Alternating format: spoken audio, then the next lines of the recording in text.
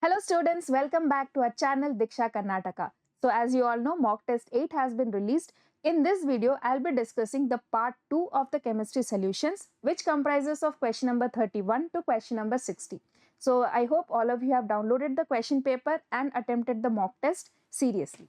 So if you haven't downloaded the question paper yet, the PDF of this question paper is there in the WhatsApp channel. The link of the WhatsApp channel is there in the description section of the video.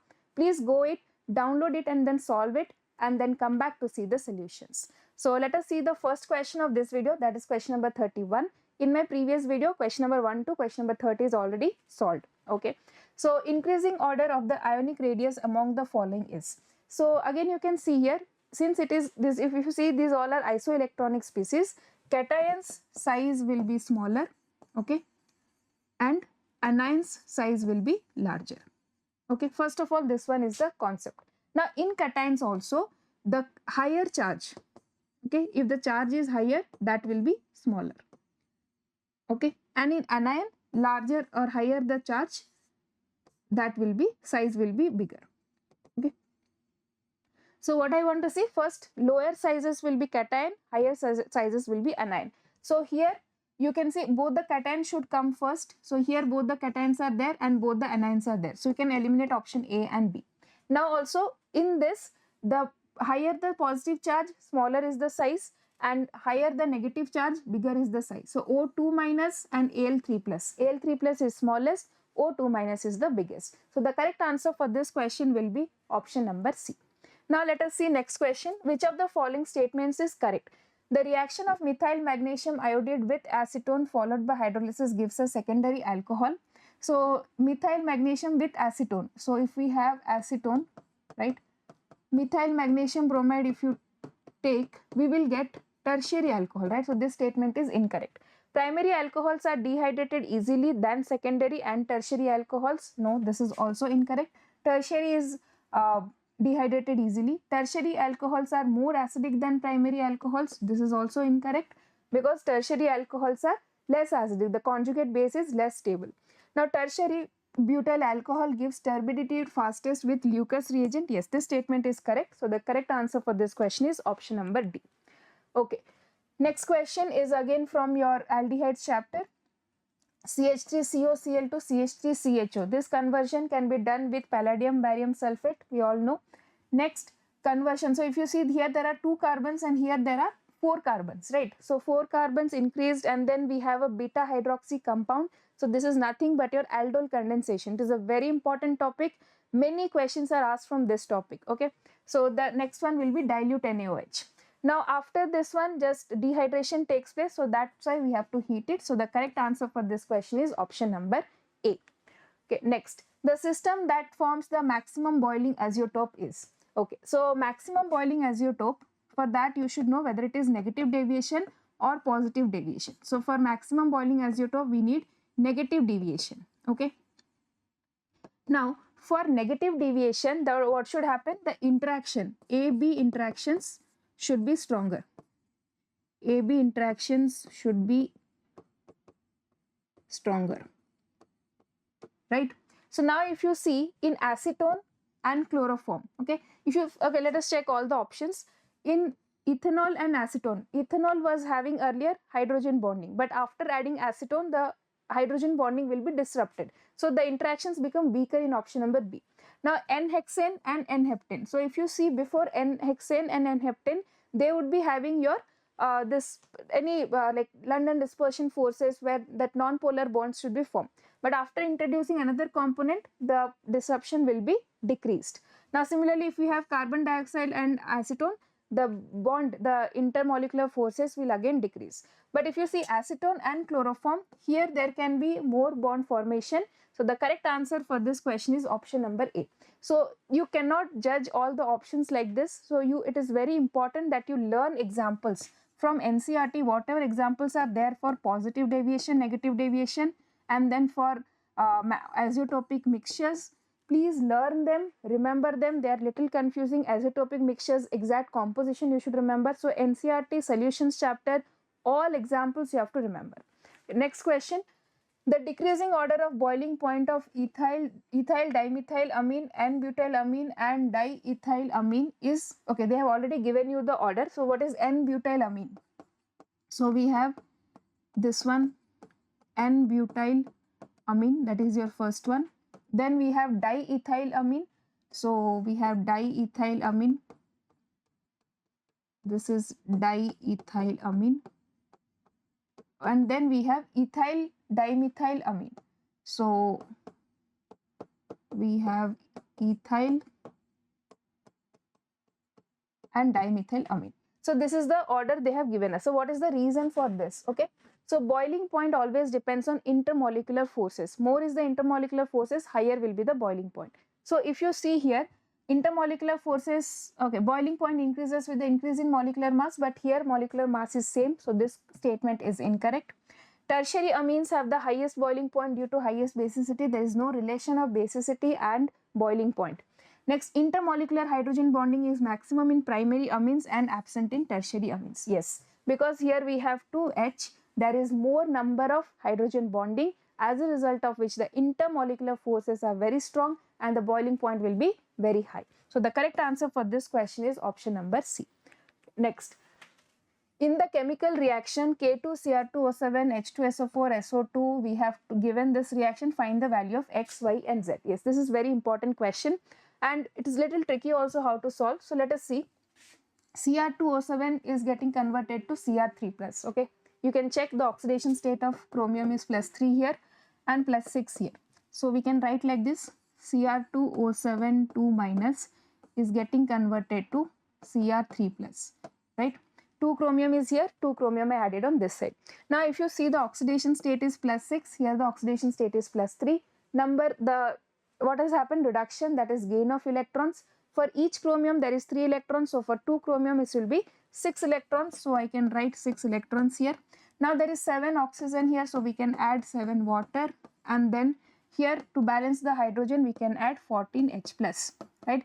I hope you know this, the balancing of the equations. Now you see another component which is there, SO2 to SO4, right? So if I see here, SO2 is getting converted to SO4. Okay, so let us write the balance reaction for this one. Okay, so here it is +4, okay, and here it is +6. So you can see there is an increase of 2 electrons, oxidation, that is loss of electrons, so 2 electrons will be here. Now we have to check the number of electrons in both the reactions should be same. So multiply this equation with 3 and then add with the above reaction. Okay, so let us do that. So I'll first add here Cr2O7 2-. Okay, then we have 6 electrons, 6 electrons will get cancelled here.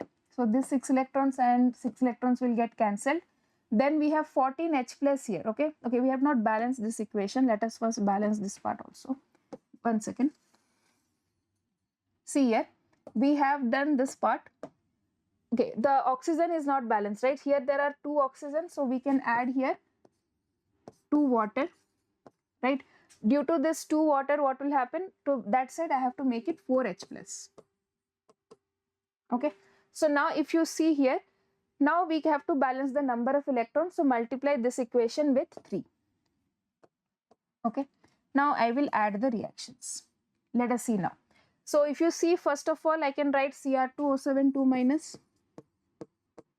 Okay, next if you see 6 electrons got cancelled. Next we have this one is 14H+, and here if you see 12H+, right? So 14H+ and 12H+, we will get 2H+ here. Okay, next what we have, 3SO2. Okay, then we have 2 Cr3+ this side. Okay, next if you see water, here we have 6 water, there we have 7 water, so if it goes that side we will get 1 water molecule here.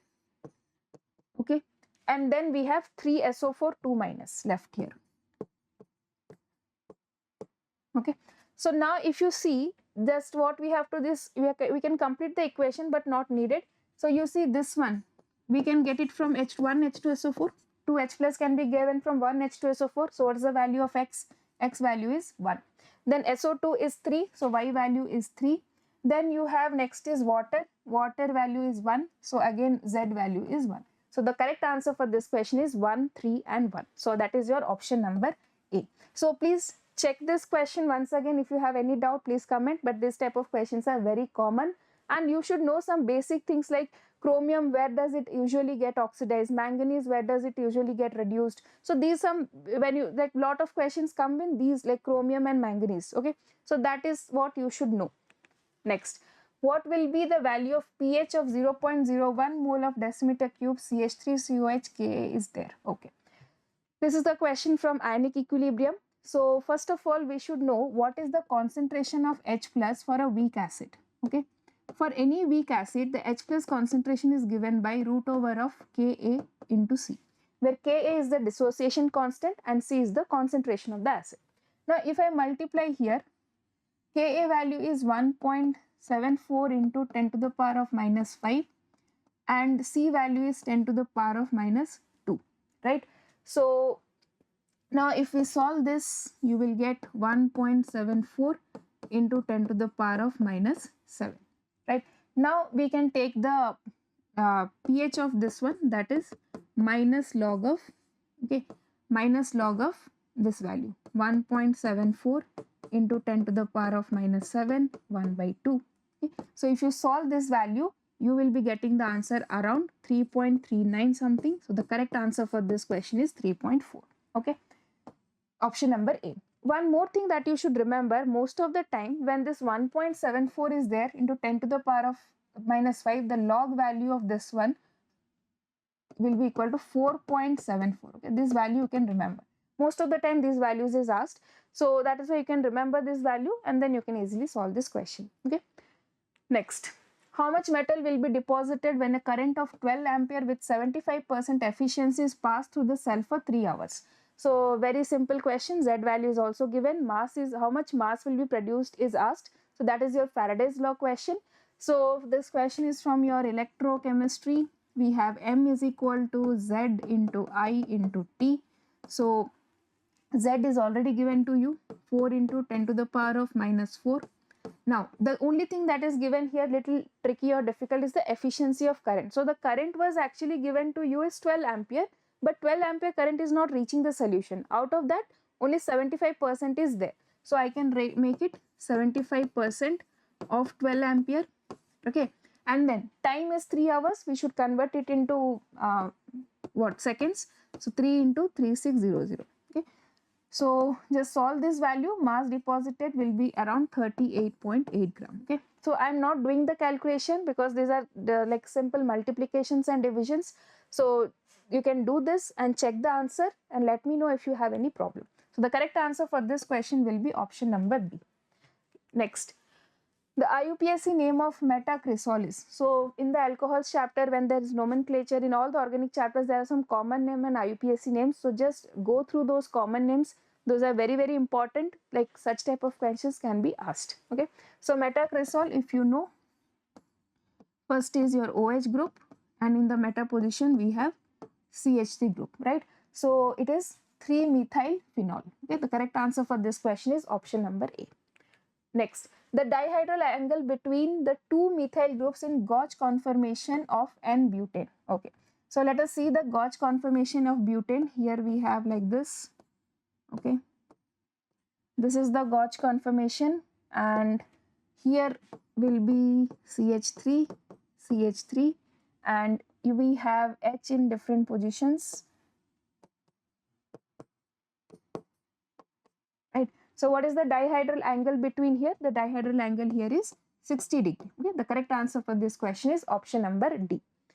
Next, the final product C obtained in the reaction sequences. Okay. First of all, CH3, CH2, COH is treated with your PCl3. So PCl3 will do this one, CH3, CH2, COCl. That is your product A. Now this one is treated with benzene in presence of AlCl3, that is nothing but Friedel-Crafts acylation. So what I will get here, that is CO, CH2, CH3, right? This is your B. Now it is treated with hydroxyl NH2, NH2, hydrazine and base and heat. That is nothing but your Wolff-Kissner reduction, right? So this ketone group will be reduced and I will be getting here CH2, CH2 and CH3. Okay, so the correct answer for this question is option number C. Direct, very easy reaction based questions are there. Let us see the next question. Which of the following on oxidation with alkaline KMnO4 followed by acidification with dilute HCl does not give benzoic acid? Okay, so first of all is toluene. Toluene will give you benzoic acid. Ethyl will also give you. Isopropyl will also give you. Tertiary butyl benzene. Tertiary groups are very difficult to get oxidized because of lack of hydrogen. So the correct answer for this question is option number D.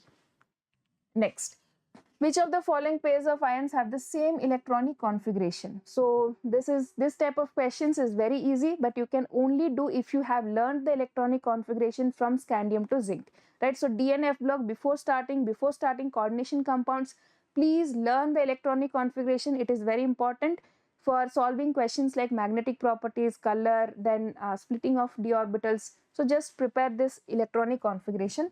So I will not check for all the options. I'll go directly with the Fe3 plus.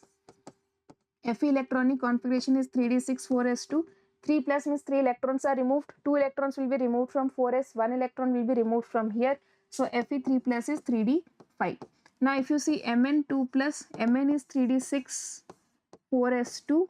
So Mn2 plus is 2 electrons will be removed. So it is 3d6. Okay. So the correct answer for this question will be option number B. Next, the correct order of increasing acidic strength is, okay, acidic strength and basic strength, many questions are asked.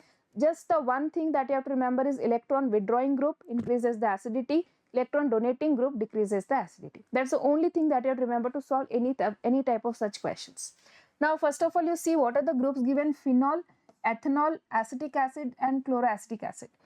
So whenever you compare, okay, instead of like only one compound, that is picric acid, apart from picric acid, all carboxylic acids are generally more acidic. So we can say that as these two compounds will come first, right? So out of that, whether chloroacetic acid will come first or acetic acid will come first, chloroacetic acid will come first, because chlorine is an electron withdrawing group. It stabilizes the conjugate base. So definitely this is wrong, this is wrong, this can be answered, this is also wrong, right? So but we'll check the other options. Next will be acetic acid, because it is an carboxylic acid group. Now phenol, whatever conjugate base is produced, that is stabilized due to resonance, and then ethanol. Okay, the correct answer is option number C. So just by knowing one thing, we can eliminate all the options. Next, the number of coulombs required for deposition of 107.8 gram of silver. So this question is very, very simple. If we know the molar mass of silver is also 107.8 or almost 108 grams, right? So if you see here, Ag plus 1 electron is Ag, right? This is 1 mole and this is 1 mole. That means 1 mole is what? 107.8 gram. So I can say for deposition of 1 mole of silver, we need 1 mole of electrons. 1 mole of electrons is nothing but 96500 coulombs. So the correct answer for this question is option number A. Next. Yes, this question I can tell is little tricky or little easy, like a good question. This one, question number 46. Electrode potential of magnesium electrode varies according to the equation. The graph of E of Mg2 plus to the log of Mg2 plus. Okay. So now whenever a graph question is asked, your first duty is to write the equation in the form of y is equal to mx plus c, a straight line equation. So what is there in the graph? Y will be, according to the question, y is E of Mg2 plus to Mg, right? And x axis is your log of Mg2 plus concentration, right? So now let us write the equation. E of Mg2 plus Mg is equal to E naught of Mg2 plus 2 Mg minus 0.059 by 2 log of, now see, this is 1 by Mg2 plus, I can write it as log of Mg2 plus minus 1, right? Now this minus 1 can come here. So I will get E naught of Mg2 plus 2 Mg plus 0.059 by 2 log of Mg2 plus, right? And this side we have E of Mg2 plus 2 Mg, right? This equation we got. Now you can see this is my Y, okay? This one is C, this is M, and sorry, this is M and this is X, right? So what is my slope of the equation? Slope of the equation is 0.0592, that is a positive slope, and Y-intercept is E naught of Mg2 plus 2 Mg. So that means the graph doesn't start from the origin. So this is the negative slope, we can eliminate. This is not a straight line equation, we can eliminate. Here both the possibilities are there, but you see here Y-intercept is not 0. That is why the graph cannot start from the origin. The graph has to start from some value. So the correct answer for this question is option number B. Just by arranging of equation, you can easily solve this question. If you have any doubt in this question, please comment. I'll take it in my next video. Little tricky, but easy question. Okay, next.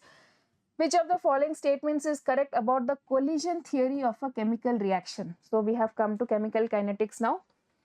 It considers reacting molecules or atoms to be hard spheres and ignores their structural features. Yes, this is correct. According to collision theory, all reactant species are hard spheres. Next, number of effective collisions determine the rate of reaction. Yes, that is correct. What is effective collisions here? Collisions that are under proper orientation and have sufficient energy. Both the factors are there to describe effective collisions.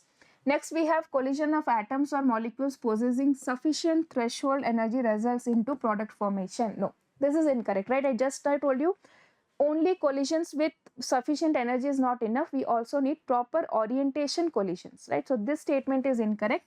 So correct answer for this question will be option number C. Molecules should collide with sufficient threshold energy and with proper orientation for the collisions to be effective. Yes, that is the definition of effective collisions. Okay, next question. EMF of the cell is Ni2 plus the AO3 plus AU, then their values are given. Calculate the EMF of the cell. Okay, so first let us write the cell reaction here. We have Ni to Ni2 plus, okay, then we have this one and we have AU3 plus 2. Very easy question if you see the values here.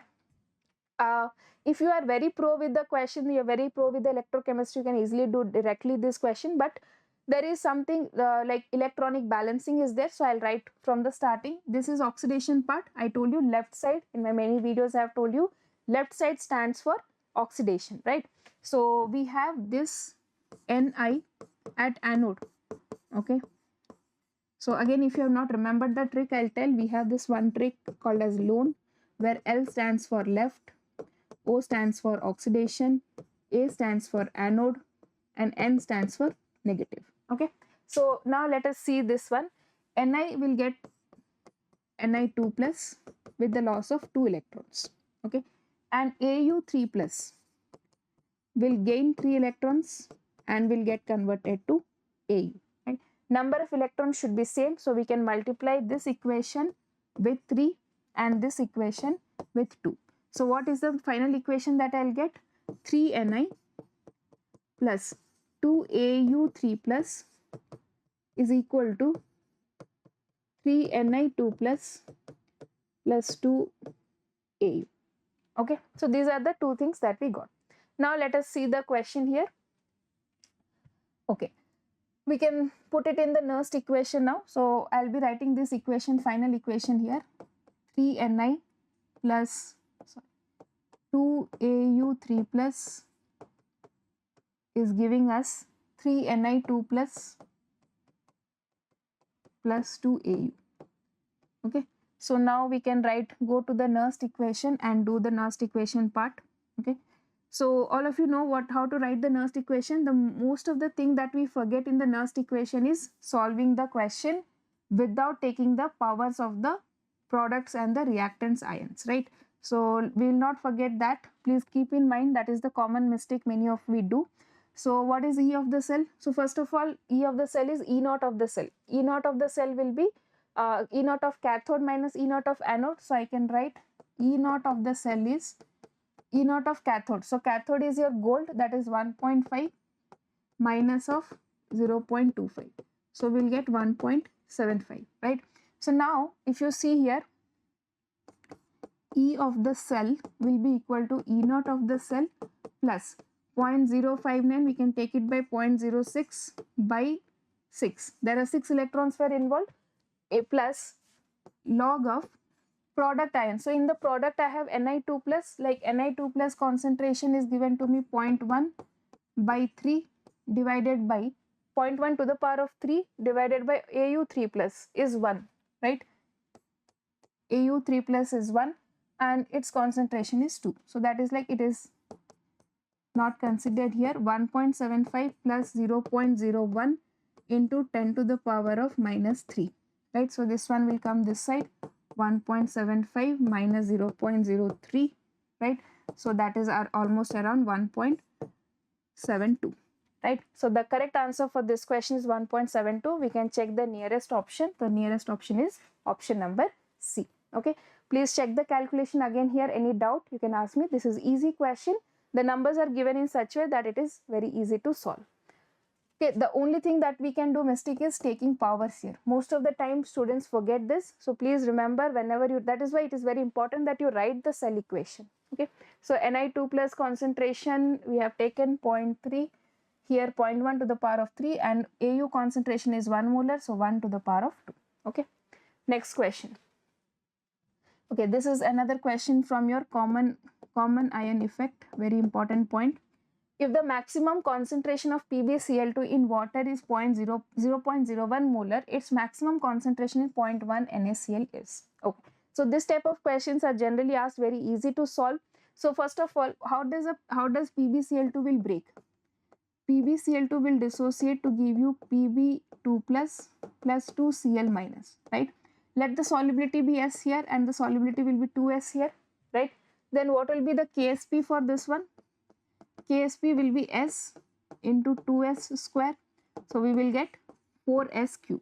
Now they have already given that the solubility in water is 0.01. So I can write here 4 into 10 to the power of minus 2 to the power 3, that is 4 into 10 to the power of minus 6, right? This is the Ksp value. Okay, next what we have, now if they are asking if you take this PbCl2 in and put it in NaCl, then what will be the solubility? So now if you see again, if it is now in presence of NaCl, this one will dissociate as it is Pb2 plus and 2Cl minus, and there is also NaCl now, right? NaCl will dissociate as Na plus and Cl minus. So how much NaCl is taken? 0.1. So this one is 0.1 and this one is 0.1. Now earlier we have taken S and 2S. So here we can take as S dash and 2S dash. But chlorine concentration is also there due to the presence of NaCl. NaCl being a strong salt will dominate this one. So I can write the total chlorine concentration is 2S plus 0.1. This 0.1 has come from NaCl. Okay. Now if you solve this, the Ksp value will not change. So Ksp value is the same. 4 into 10 to the power of minus 6 is equal to the new solubility into this 2S dash is very small compared to 0.1 because NaCl is a very strong salt, it will dissociate more.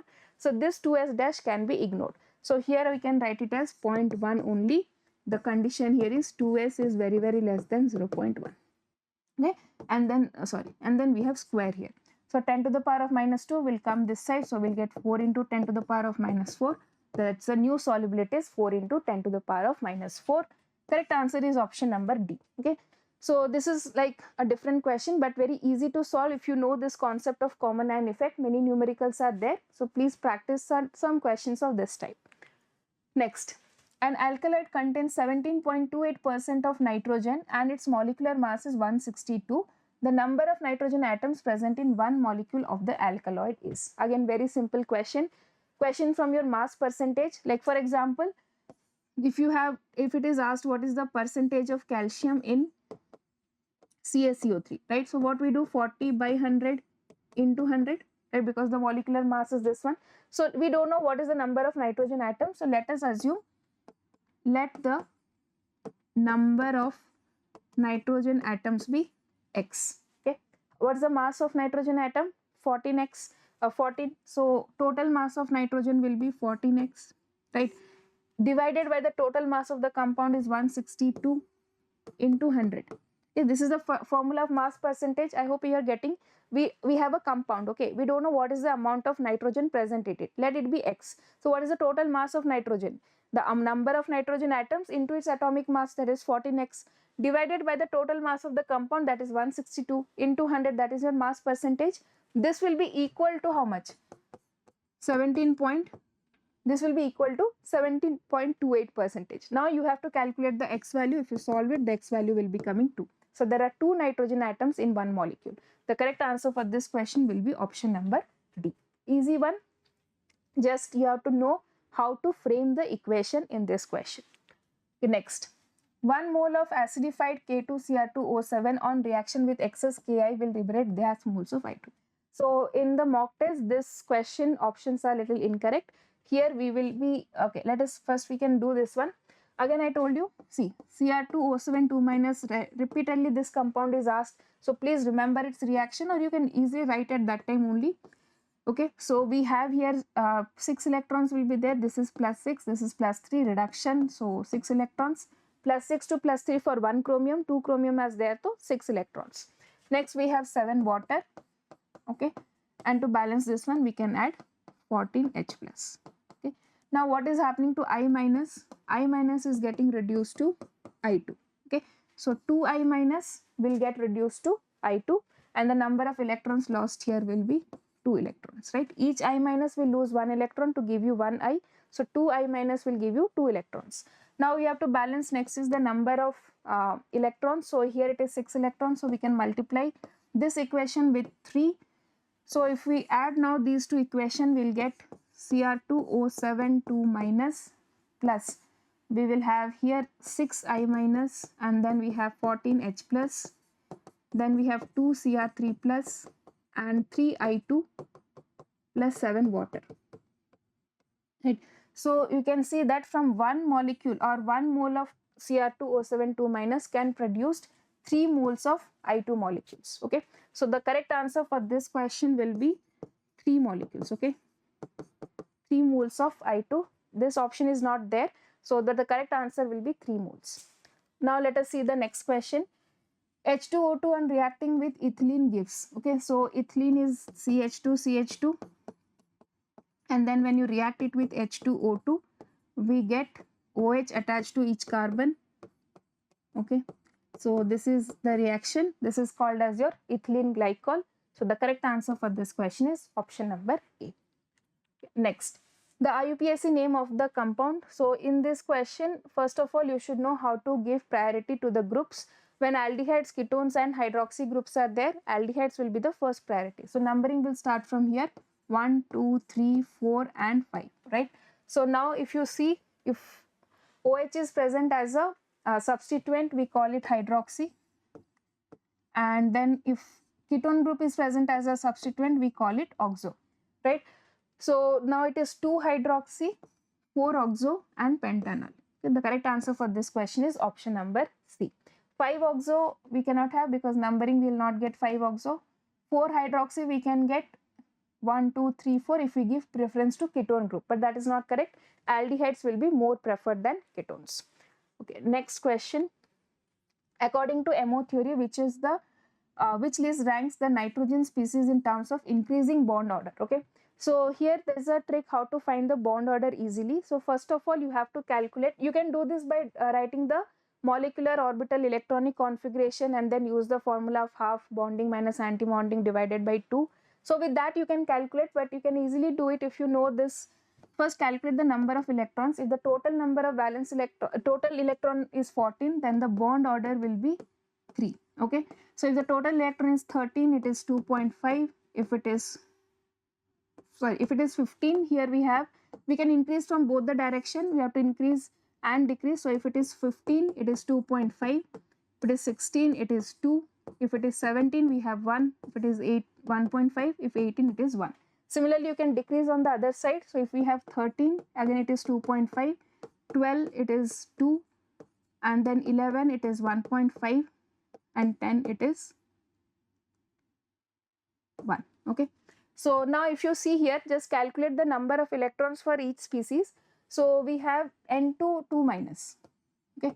What is the number of electrons? N2 is 14. 14 plus 2, total 16 electrons. So there are 16 electrons here. For 16 electrons, the bond order will be 2. Okay. Now we have N2 minus. For N2 minus, that is 14 electrons plus 1 charge, that is 15 electrons. So 15 electrons, the bond order will be 2.5. And then one more compound given is your N2. So N2 is 14 electrons, and the bond order here will be, for 14 it is 3, right? So now we can arrange them. So if you see third, the 3 bond order is the strongest bond. So N2 will be highest one. So we can eliminate option B and option D. Here N2 is there. Here also N2 is there. The next one is 2.5, that is N2 minus. And the last one is N2 2 minus. The correct answer for this question is option number A. Okay. Fine. Next question. Compound PHO-COPH cannot be prepared by the reaction of. So first is phenol and benzoic acid in presence of NaOH. So the reaction is like this. We have phenol plus benzoic acid. Okay, so if we react this one, the compound will, we have to form this compound, that is one ester compound has to be formed. So this compound cannot be prepared by these two reactions, right? This is called, this will get by esterification reaction. So if we do this reaction here, there will be no elimination here. So this product cannot be formed. But you can try next option, phenol with benzyl chloride. So if we have, because OH is not a good leaving group here, so this product will not form. Now if you try phenol with benzoyl chloride, that is C double bond O Cl, right? So here this one can act as a nucleophile and can attack on this carbon, this bond can rotate and this Cl can leave out. And the product formed here will be the one which is given in the question. Okay, so the correct answer for this question will be option number B. Okay, and what is the use of this pyridine here? Pyridine will help to remove this H and make this phenol a good base. Okay, so O minus can form here and the attack can be more easy. Okay, next question. Which of the following is heterocyclic and aromatic species? So we know what are the conditions for aromatic species. We should have 4n plus 2 pi electrons, right? So and there should be conjugation. So because of this conjugation, 4n plus 2 and the compound should be sp2 hybridized. So these are the conditions that has to be there for a compound to be aromatic. So in this first one, there is no sp2 hybridization, so this cannot be answered. Here this one is also not all the carbons are sp2, this is sp3, so this cannot be answered. Yes, here we have lone pair which can undergo resonance. So 1, 2, 3, 4, 5, 6, 6 pi electrons are there, which follows 4n plus 2 rule. There is conjugation also and these carbons are sp2 hybridized also. So the correct answer for this question will be option number C. Okay, next, compound with the geometry square pyramidal and sp3d2 hybridization. Okay, so this is again from chemical bonding, Vesper theory, right? So you should remember this Zen and all compounds are very important. Their structures you can remember. So if you see XeOF4, okay, so Xe has 8 valence electrons. In that 8 valence electrons, 6 valence electrons are used. Out of these 6, 4 are used for fluorine and 2 are used for oxygen. And we have one lone pair left. So now if we draw the structure here, it is like this, XeOF4. Okay. So this is, here we have a lone pair. Okay. So this is a square pyramidal structure and the hybridization you can see this number is 6. So we will have sp3d2. Okay. The correct answer for this question is option number B. Next, the structure of the compound X in the following reaction is. So this is very important question. This comes also in the limitations of Friedel-Crafts alkylation because there is a rearrangement that can take place. So generally when we do this reaction, the expected product was CH2, CH2, CH3, right? This is the expected product. But due to the rearrangement that take place, we get the product of isopropyl benzene. Okay, so this is the product formed. So the correct answer for this question is option number C. So this is also a limitation of Friedel-Crafts alkylation that there is a rearrangement, so we may not get the desired product every time. Okay, next question, how many carbon atoms are there in a pyranose ring? So we should know what is the structure of a pyranose ring. So it is a 6-membered ring, but how many carbon atoms are there? There are only 5 carbon atoms. So the correct answer for this question is option number B. Next, which of the following products are not correctly matched in the given reactions? Okay, so let us see here. First we have this C2H5OCH3 okay, with HBr. So this negative part will go to the less steric part, that is CH3Br and C2H5OH. Yes, this part is given correct. Now if you have C2H5O, C2H5Hi in presence of excess, so both are same, so doesn't make any difference. This part is also correct. Now if you see here, we have this next option D is your CH3.